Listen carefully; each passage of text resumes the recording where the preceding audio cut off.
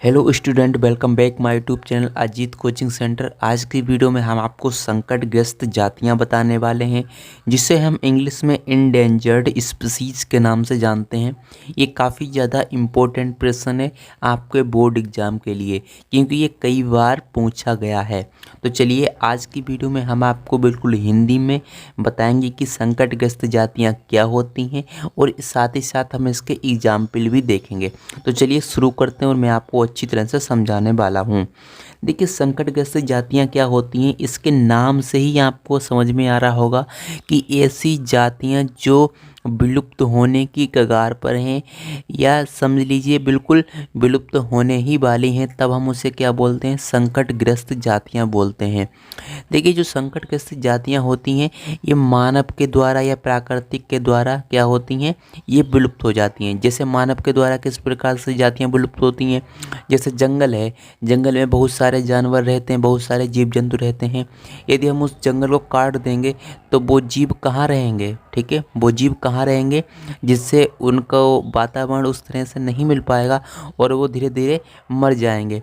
इसीलिए क्या होता है कि कुछ मानव के द्वारा जातियाँ विलुप्त होती हैं और कुछ प्राकृतिक के द्वारा भी जातियाँ विलुप्त होती हैं।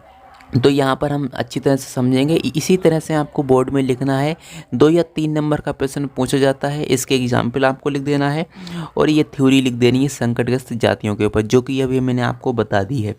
देखिए, यहाँ पर हमने लिखा है कि वे प्रजातियाँ या वे जातियाँ जो विलुप्त होने के खतरे में हैं या विलुप्त होने वाली हैं, विलुप्त होने वाली हैं या विलुप्त होने की कगार पर हैं या खतरे में हैं, तो उसे हम संकटग्रस्त जातियाँ बोलते हैं, इंडेंजर्ड स्पीसीज बोलते हैं।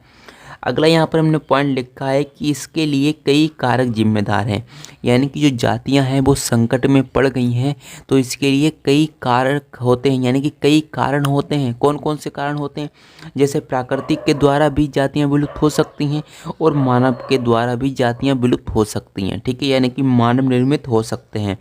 मानव के द्वारा मैंने आपको बता ही दिया कि जो जंगल होता है उसको काट देना, ताकि वो जानवर जो हैं वो ना रह सकें। तो इस प्रकार से और क्या होता है कि जो मनुष्य होता है वो जानवरों को मार देता है, ठीक है, अपने भोजन के लिए। तो इस प्रकार से कई तरह से जो जातियाँ होती हैं वो विलुप्त होती हैं मानव के द्वारा। अगला यहाँ पर पॉइंट लिखा गया है कि सभी संकटग्रस्त जातियों के नाम लाल आंकड़ों की किताब में लिखे गए हैं।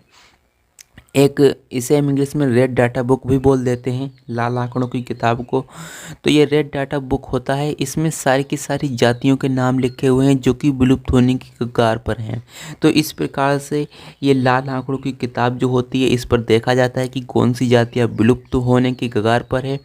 उनको फिर बाद में क्या किया जाता है, उसको संरक्षित किया जाता है, उसको लाया जाता है, फिर बाद में उसे सारे के सारे पोषक पदार्थ दिए जाते हैं, तो उसे विलुप्त होने से बचाया भी जाता है। तो वो मैं आपको आगे बताऊंगा, ठीक है। तो जब तक आपको इतना पता होना चाहिए कि संकटग्रस्त जातियों के जो नाम होते हैं वो रेड डाटा बुक यानी कि लाल आंकड़ों की किताब में लिखे गए हैं। देखिए, एक हमने यहाँ पर एग्जाम्पल लिया है, एक अफ्रीकी साबना हाथी है एक, जो कि विलुप्त होने की कगार पर है। तो इसका नाम रेड डाटा बुक में लिखा गया है ताकि ये विलुप्त ना हो पाए, इसको संरक्षित किया जा सके, ठीक है। तो इस प्रकार से ये एग्जाम्पल होता है संकटग्रस्त जातियों के। और भी बहुत सारे एग्जाम्पल होते हैं। कुछ ऐसे पौधे होते हैं जो कि संकटग्रस्त हैं, यानी कि विलुप्त होने की कगार पर हैं। तो बहुत सारी चीज़ें होती हैं। तो इतना आपको समझ में आ चुका होगा। यदि समझ में आ गया है तो लाइक कर दीजिएगा, और चैनल पर पहली बार आए हुए हैं तो चैनल को सब्सक्राइब कर दें, बेल नोटिफिकेशन को ऑन कर दें, ताकि मैं ऐसी ही वीडियोज़ आपके लिए प्रोवाइड कर सकें। तो चलिए अब हम मिलते हैं अगली वीडियो में। जब तक के लिए जय हिंद, जय भारत।